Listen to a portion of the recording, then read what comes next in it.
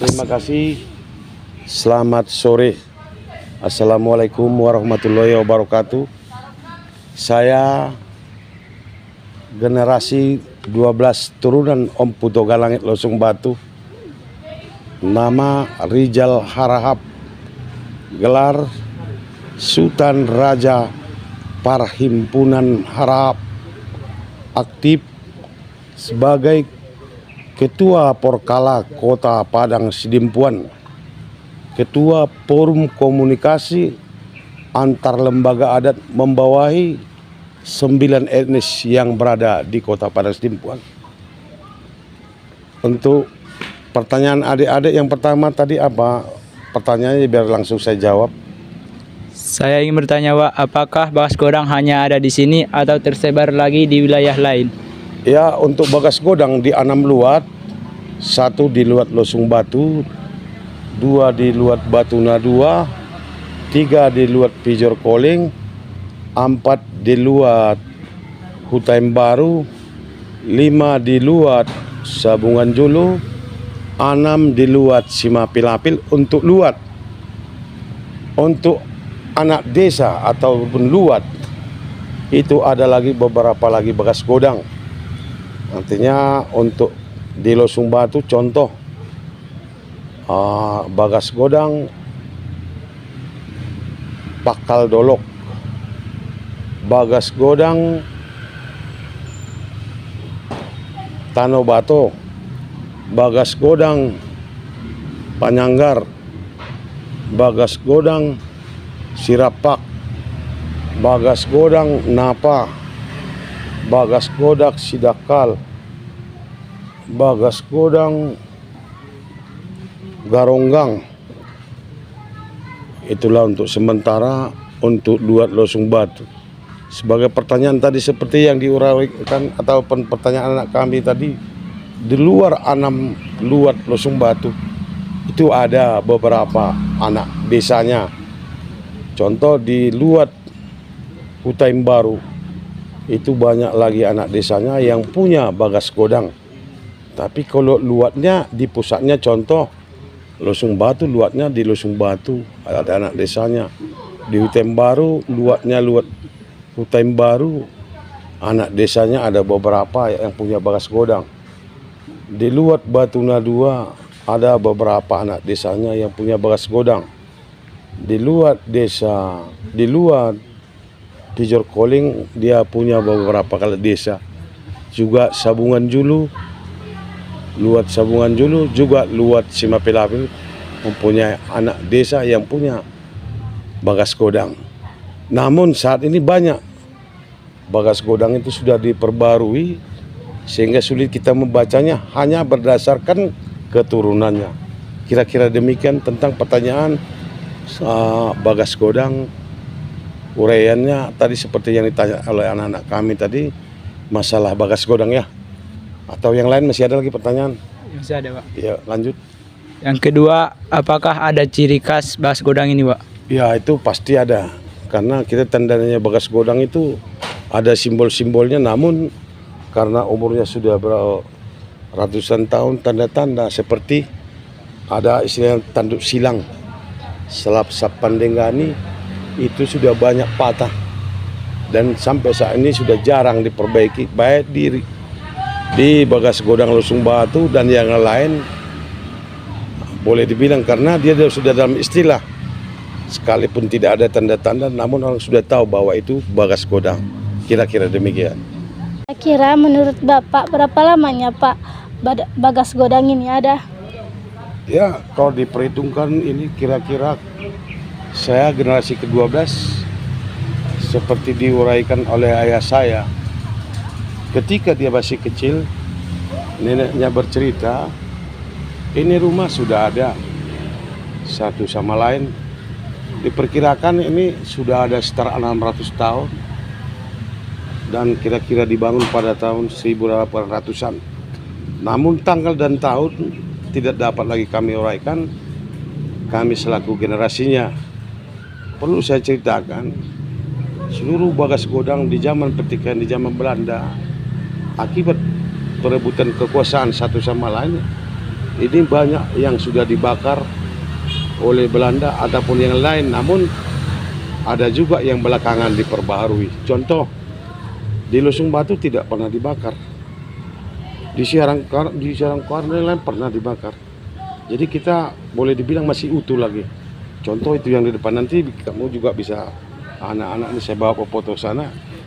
Ya, kami di Losung Batu ini kan turunannya Bagas Godang itu ada 3.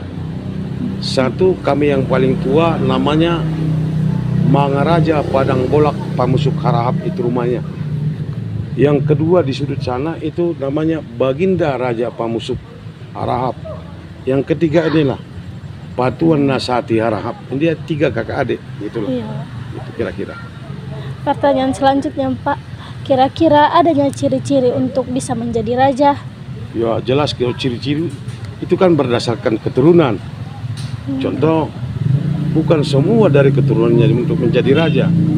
Dalam rangka kehidupan dan menjalankan tugas sebagai dalam rangka pelaksanaan adat, dia akan ada salah satu dari keturunannya yang dituakan dan juga mengayomi dan melaksanakan tatanan-tatanan pelaksanaan adat di daerahnya. Contoh seperti saya tadi, saya dipanggil tadi di hotel itu dalam rangka pertanyaan menyangkut cagar budaya. Contoh seperti ini, membahas masalah cagar budaya. Jadi masih aktif lagi di pertanyaan-pertanyaan apa yang urakan tadi, itu masyarakat dan juga masih pemerintah juga ingin membutuhkan untuk kepentingan masalah nilai-nilai sejarah di kampung, khususnya tadi kami di Angkola yang ada dilaksanakan di Hotel Natama di Sitamiang, kira-kira begitu. Seorang raja itu, kami keturunannya semua raja, tapi kalau semua raja bagaimana? Satu sama lain ada yang dituakan. Contoh untuk saat ini ya di Losung Batu saya lah sepanjang sehat, dan saya pun sudah mulai mengajarkan kepada adik saya tatanan-tatanan pelaksanaan di tengah-tengah masyarakat dalam rangka kepentingan adat satu sama lain dan juga kepentingan adat untuk pemerintah supaya bisa bergandeng tangan dengan masyarakat, kira-kira begitu. Baru apa aja tuh Wak, syarat-syarat untuk membangun desa Wak? Ya, persyaratan untuk mendirikan kampung. Kalau dulu kampung namanya, bukan desa. Setelah modern baru desa. Kalau dulu namanya kepala kampung, sekarang dibilang kepala desa. Syarat-syarat untuk membuka kampung, seseorang ataupun anak turunan raja yang ingin mandiri mendirikan kampung, dia sudah mencukupi persyaratan. Satu, perangkat masyarakatnya, mulai dari Naposo, Nauli Bulungnya, alim ulamanya, cerdik pandainya, hatau bangunnya, sekretarisnya. Kalau ibarat di kantor itu dibilang apa namanya itu, dibilang kalau dalam adat dibilang itu orang kayanya. Kalau di tengah-tengah pemerintah dibilang MC. Jadi persyaratannya yang pertama kan kampung itu berdiri cukup air, ada tempat persawahan untuk bakal mencari makan masyarakatnya, ada lahan perkebunannya. Masyarakatnya sepakat untuk diresmikan dengan melalui tatanan cara-cara yang harus ditempuh. Kampung itu nanti dilaksanakan acara adatnya. Yang memohon itu dia punya tanggung jawab seperti menyediakan kerbau, itu apa namanya, margondang, biaya-biayanya, udah itu rokok-rokoknya secukupnya. Baru nanti ditabalkan dalam kampung itu. Contohnya si A menjadi rajanya berdasarkan permohonan tadi, si ini jadi hatau bangunnya, si ini jadi alim ulamanya, si ini jadi keangginya, si ini anak burunya, si ini moranya. Setelah cukup semua persyaratan, barulah ditabalkan dia. Begitulah syarat-syarat untuk mendirikan salah satu kampung di daerah Luat Losung Batu. Contoh di Luat Losung Batu.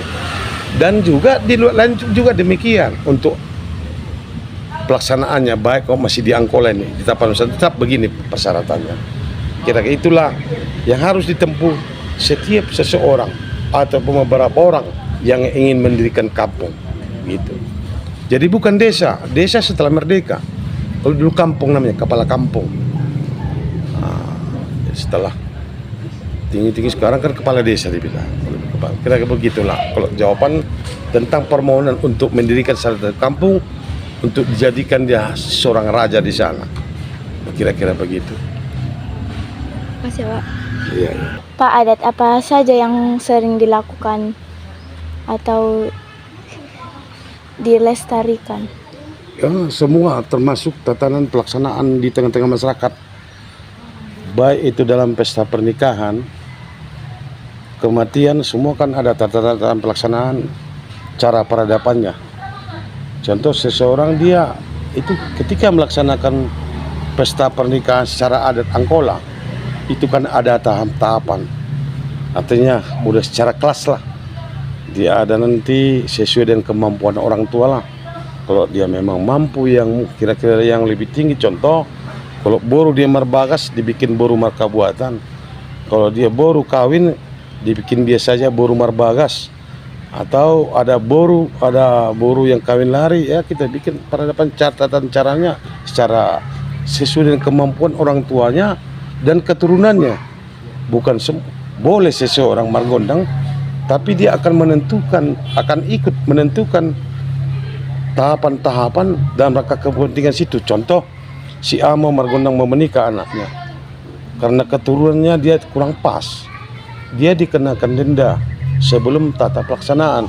Ada rangkaian-rangkaian yang harus ditempuhnya, kira-kira begitu. Kira-kira Pak, kalau mau jadi raja harus kayak mana? Ya, kalau jadi raja itu berdasarkan keturunannya masing-masing daerahnya. Contoh seperti saya di Lusung Batu.